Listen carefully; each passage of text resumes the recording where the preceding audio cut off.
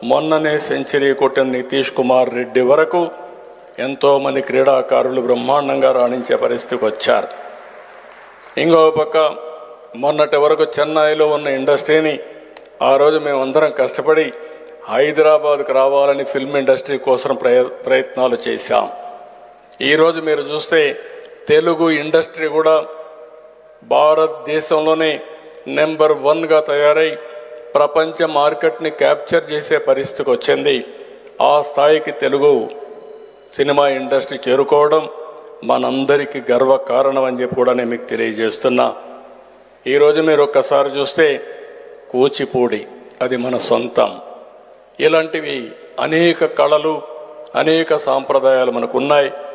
ఇలాంటివన్నీ కూడా మనం గుర్తుపెట్టు. బతుకమ్మ తెలంగాణలో చూస్తే ఎన్నో సంవత్సరాలుగా ఎంతో రాణించినటువంటి ఒక సంస్కృతి సాంప్రదాయాల్లో భాగం అని చెప్పి కూడా నేను మీకు తెలియజేస్తున్నా.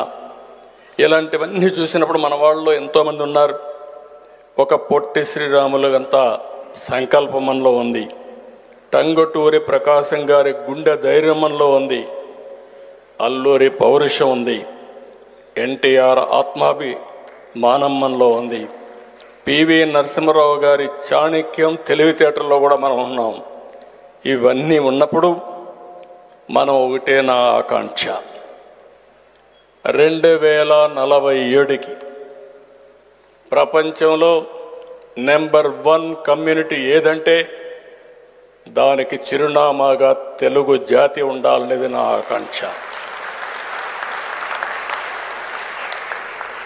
అది జరగాలంటే ఒక సంకల్పం ఉండాలి. సంకల్పం ఉండడమే కాకుండా దాన్ని సాధించడానికి మనమందరం కూడా దృఢ నిశ్చయంతో ముందుకు పోవాల్సిన అవసరం ఉంది. అదే సమయంలో ఒకప్పుడు హార్డ్ వర్క్ చేసేవాళ్ళం, ఇప్పుడు హార్డ్ వర్క్ కాదు స్మార్ట్ వర్క్ చేయాలి. ఈ విషయం మీరు గుర్తుపెట్టుకోవాల్సిన అవసరం ఉంది.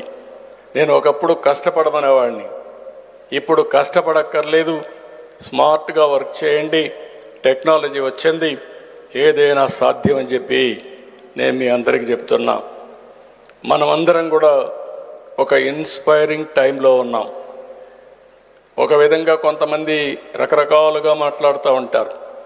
టెక్నాలజీ వచ్చింది, దీనివల్ల నష్టాలు వస్తున్నాయి, హ్యూమన్ రిలేషన్స్ కూడా దెబ్బతింటున్నాయని కూడా చాలామంది మాట్లాడుకుంటున్నాం. ఓసారి ఇన్ఎవిటబుల్ సిచ్యువేషన్, టెక్నాలజీ కూడా డబుల్ ఎడ్జ్ ఉంది. ప్రాపర్గా టెక్నాలజీ ఉపయోగిస్తే ప్రపంచాన్ని మీరు శాసించే శక్తి వస్తుంది. అదే టెక్నాలజీకి మీరు బానిసైపోయి దుర్వినియోగం చేసుకుంటే మనకి పిచ్చిబట్టే పరిస్థితి వస్తుంది. మన పిల్లలు కూడా అంతే. అందుకే నేను మీకు అందరికీ చెప్తున్నా, ఇలాంటి సమయంలో వరల్డ్ తెలుగు మహాసభ ఇక్కడ పెట్టడం ఎంతో అదృష్టంగా నేను భావిస్తూ, మళ్ళీ నేను ఒకటే మిమ్మల్ని కోరుతున్నా, ప్రతి 2 సంవత్సరాల్లో మిమ్మల్ని వాచ్ చేస్తా, ప్రతిరోజు వాచ్ చేస్తా. భగవంతుడు నాకు ఎంత శక్తి ఇస్తే అంత శక్తిని ఉపయోగించి తెలుగు జాతిని నెంబర్ 1గా తయారు చేయడానికి ఏమేం చేయాలో అవన్నీ చేస్తా. మిమ్మల్ందరినీ నెట్వర్క్ చేస్తా. నాకు ఏ ఆలోచన లేదు, తెలుగు జాతి అంతా ఒకటే, మనకు విభేదాలు లేవు, అందరం కలిసి సమైక్యంగా కలెక్టివ్గా ముందుకు పోయి అన్ని విషయాల్లో దూసుకుపోవాలని చెప్పి కోరుకుంటూ, అన్ని రంగాల్లో రాణించాలని కోరుకుంటూ, ఇలాంటి మహాసభల వల్ల మనలో ఉండే ఆలోచనని మళ్ళీ మనం రీకన్ఫర్మ్ చేసుకొని అసర్టైన్గా ముందుకు పోయే పరిస్థితి వస్తుంది. ఇది మంచి కార్యక్రమం. పెద్దలు ప్రారంభించిన కార్యక్రమానికి ఇందిరా దత్ గారు చాలా ఓపికగా ఈ యొక్క ఆర్గనైజేషన్ తీసుకొచ్చారు. వారిని అందరూ కూడా గట్టిగా చప్పట్లు కొట్టి మనస్ఫూర్తిగా అభినందిస్తే, ఏదైనా ఒక మంచి కార్యక్రమం చేసినప్పుడు శ్రమ ఉంటుంది, కష్టాలు ఉంటాయి. కానీ కన్సిస్టెంట్గా ఎవరైతే ఒక సంకల్పాన్ని ముందు తీసుకుపోతారో వారికి ఎప్పుడు చరిత్రలో చోటు ఉంటుంది. అలాంటి మంచి కార్యక్రమాన్ని చేపట్టిన ఇందిరా దత్ గారిని మనస్ఫూర్తిగా అభినందిస్తూ, మరొకసారి మిమ్మల్ని చూస్తే చాలా ఆనందంగా ఉంది, నమ్మకం కూడా ఉంది. ఈరోజు సీయింగ్ ఈజ్ బిలీఫ్.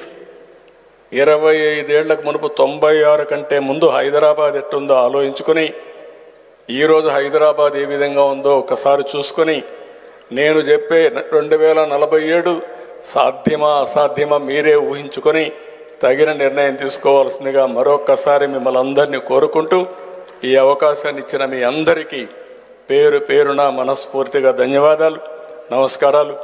జై హింద్.